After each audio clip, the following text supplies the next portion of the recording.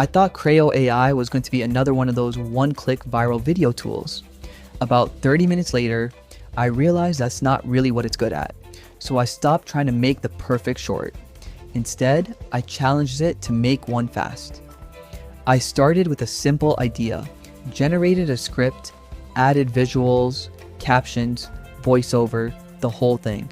The first video was done way quicker than I expected. Honestly, that caught me off guard. Then I watched it back. The pacing was decent. The captions looked clean, the visuals matched pretty well, but something still felt off. The video looked like it was made by AI. Not terrible, just predictable. So I went back in, changed the hook, swapped a few visuals, rewrote a couple of lines. That took maybe 5 minutes. The difference was huge. That's when it finally clicked. Crayo isn't replacing your creativity, it's replacing the boring part, the scripting, the captions, the editing, the stuff that usually slows you down. One thing I wasn't expecting, the templates actually helped more than the AI. Starting from something proven was faster than trying to invent everything from scratch. Now, here's the part most ads skip.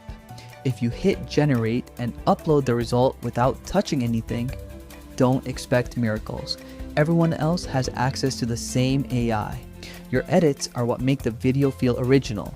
As for pricing, if you're publishing shorts every day, I can see the value. If you're only posting once in a while, I'd probably stick with the free options first. So, would I pay for Crayo AI? If speed is your biggest problem, probably yes. If you're hoping it magically creates viral videos while you do nothing, no tool does that. It gives you a really solid first draft. What happens after that is still up to you. And if you're comparing Crayo AI with other AI video generators, don't ask which one makes viral shorts.